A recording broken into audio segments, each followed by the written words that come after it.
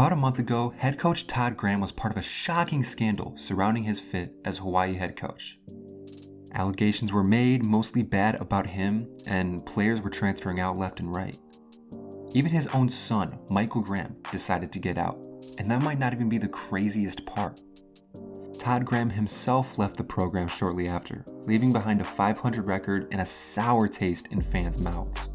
This isn't the first time he's left a coaching job, and it certainly isn't the first time he's gone out on a low note either. At almost every program he's gone to, Todd Graham leaves behind short-term success, followed by a trail of destruction.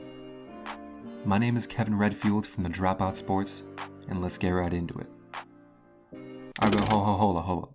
Before we get right into it, I just gotta ask y'all to like this video and sub to the channel. It would mean so much. It would mean the world to me, Cody, and Greg if you just gave us a little love. Alright, now let's get back into it. Even before his first college head coaching job, Graham was known for being a big part in program turnarounds.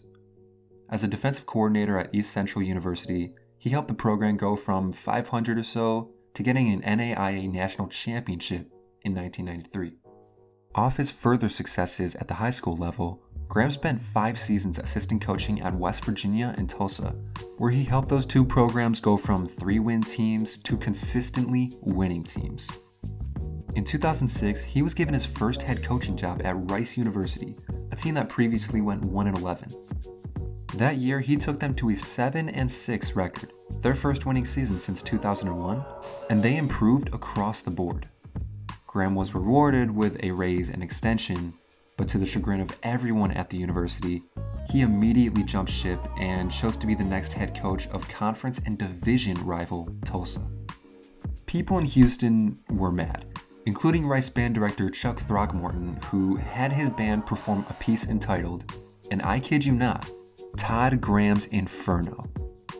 Needless to say, things didn't go over too well.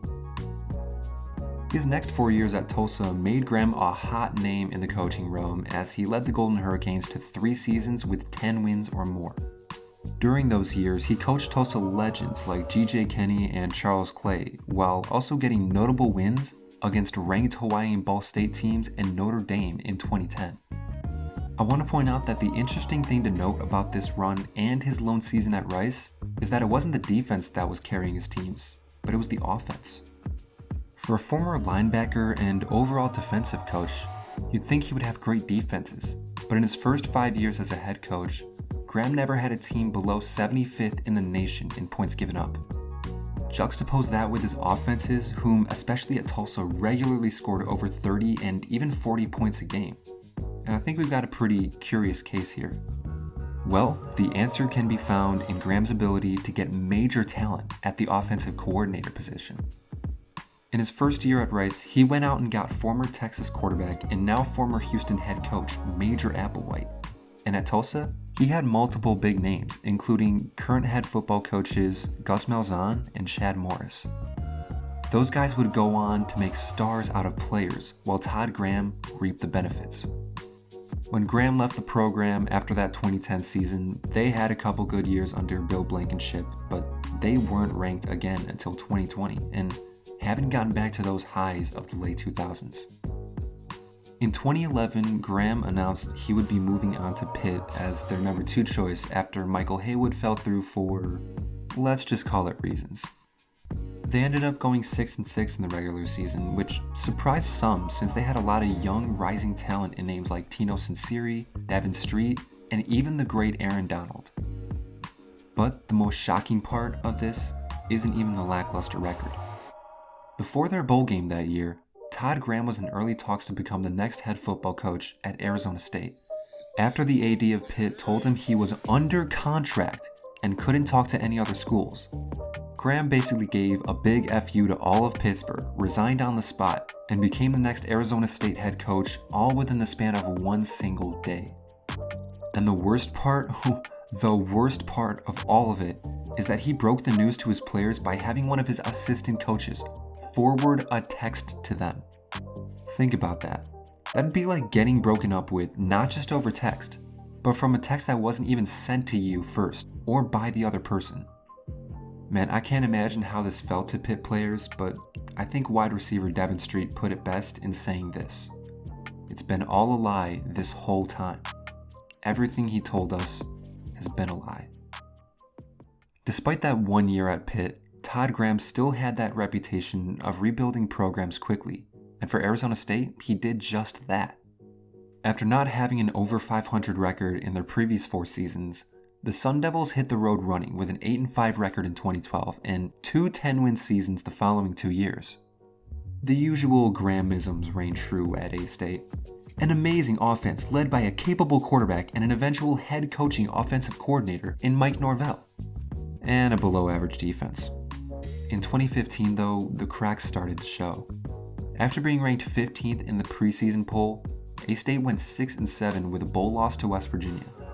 The offense only digressed slightly under their first-time full starter Mike Bercovici, but the defense disintegrated, allowing 33.5 points per game.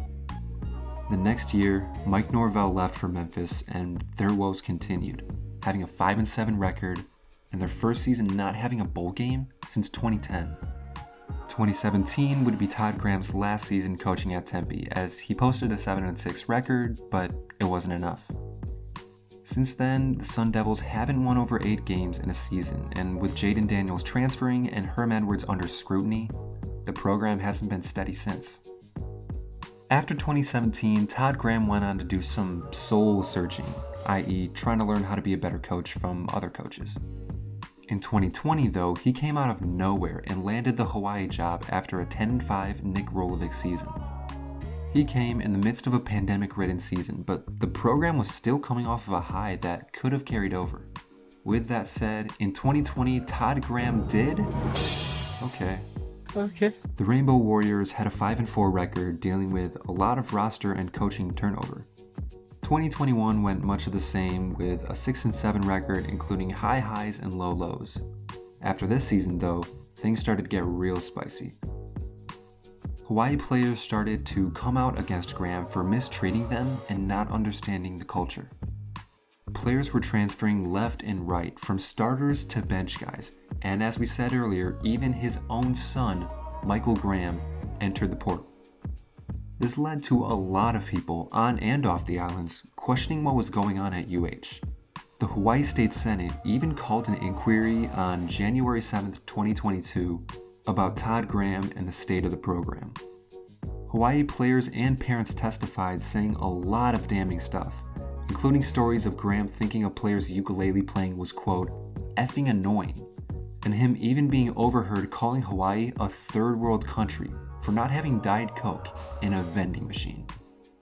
Those same people also spoke about how he was ill-fit to coach at Hawaii, citing a cultural disconnect and lack of understanding on Graham's part, which, looking back on it, makes way too much sense. In researching Hawaii football, I found that the best coaches were those that identified with and embraced the Hawaiian culture both in and out of the football program, and understanding what being a UH coach meant. Dick Tomey coached there for 10 years and was known for being protective of his players. Bob Wagner took the job after spending 5 years under Tomey and knew the program pretty well. And June Jones, arguably the icon of Hawaii football, went to school there for 1 year and got his first coaching job under Dick Tomey. Even Nick Rolovich, the coach that preceded Graham, understood the culture and saw the run-and-shoot offense that June Jones used as necessary. Pretty needless to say, Todd Graham wasn't the right fit for the job and has since resigned, leaving the seat warm and ready for their next head football coach and former Hawaii legend, Timmy Chang. At 57, Todd Graham still has some years left in his coaching tank, but something tells me his reputation won't stay as upright as it has in the past. At Rice, Tulsa, and Arizona State, he was a short-term rebuilder with immediate results, but his exits have left those programs in states arguably worse than they were when he came in. Pitt acted as a worst-case scenario for Graham that revealed all of his shortcomings as a coach and as a person, and at Hawaii, everything came crumbling down from the inside out. The language I've been using may be very suggestive, but that's only because after researching for this video, I've seen this overarching narrative of selfishness and a clear disconnect that spans across his coaching career. Thank y'all for watching. Just a bunch of dropouts.